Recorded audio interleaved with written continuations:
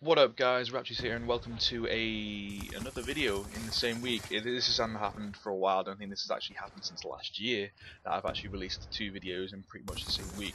The last video I uploaded was a few days ago now. It was whether the nuclear medal and the nuclear title had any meaning to the game anymore, due to the amount of boosting that happened at the start of the game, just so people could get certain clan tags, sorry, not clan tags, certain titles, certain emblems, certain attributes, gold camos and diamond camos.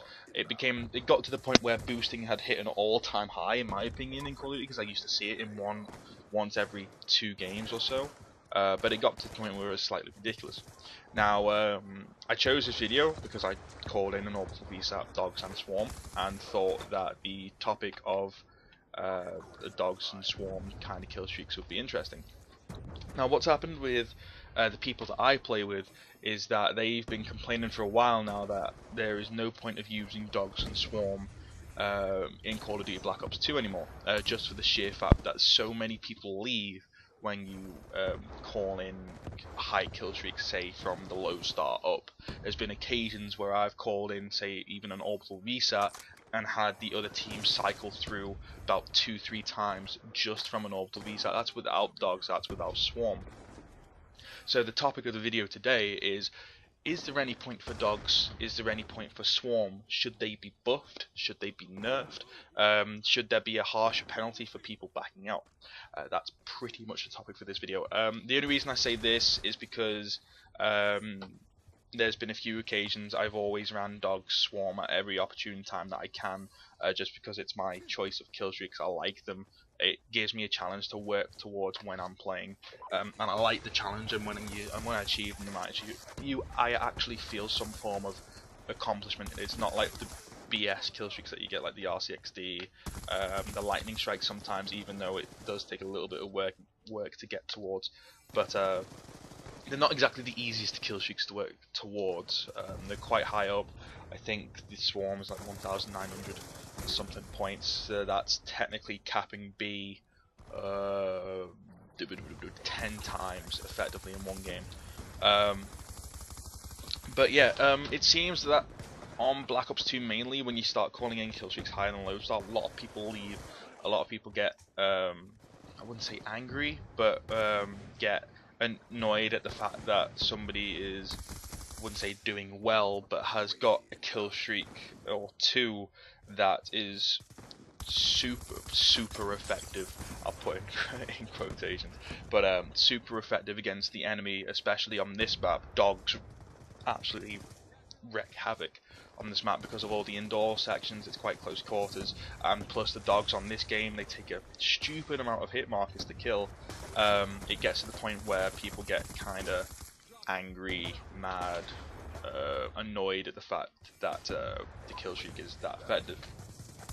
So as I said before, dogs and swarm and orbital VSAT is usually what I run kill streaks wise, but as I said at the start of the video, a lot of my friends have started not running those and say running the highest of an orbital VSAT to start off with, and now majority of them will run stuff like a lot of them run lightning strike now, a lot of them run AGRs, a lot of them run stealth choppers, and then sometimes, I mean, there's over the last, when I didn't have the dogs and the swarm unlocked, I was running Hellstorm, lightning strike and stealth chopper. That's what I was running until I unlocked orbital, and then I switched it around, and then now, because I've reset my stats, I've unlocked it back to orbital dog swarm. I'm first prestige level 55 now. I don't know whether I mentioned that in the last video, whether I reset my stats, but I'll just that's been covered. But no, in my personal opinion, I think the dogs and the swarm is fine. I just think it's people's attitudes towards this game, because Call of Duty now, ever since, say, I think it mainly kicked off in Black Ops, and then really took off in MW3, the amount of people who base stats in the game now has become a lot higher since, say, MW2 and World at War and Modern Warfare, especially since Modern Warfare, because Modern Warfare, you go into a game, you try your best. It wasn't about stats, it wasn't about who had the best stats. I mean, I think especially since Black Ops came with the elite system, which they brought in for your stats, as well as mainly towards the end of Black Ops when they were doing the beta for it. I think that's when stats and those side of things became really highlighted, and that's probably when the big kickoff. That's probably why it was shown a lot more in MW3. It's because MW3 was the first game to actually have full support from Elite. There was a few occasions where you'd be looking through people's stats. I mean, a lot of people, it will stay or leave a lobby now depending on the lobby leaderboard. Now, certain players are quite good, certain players are not as good as those, and then some players are just downright bad at the game. I'm not afraid to say it, there are a lot of bad players on this game, but a lot of those are casual, so I can't particularly complain. A lot of people don't have the amount of time that I now have to play games, that I did have to play games.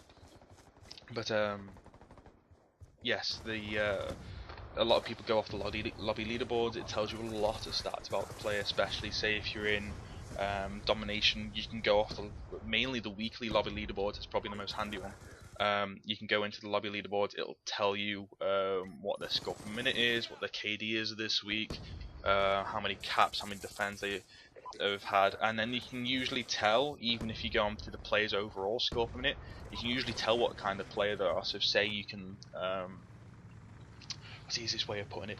Say if you have somebody with a 570-ish score per minute, this is an actual example of what I'm using, on domination, for example, and then you go onto their overall score per minute, and their overall score per minute is about 200 and something.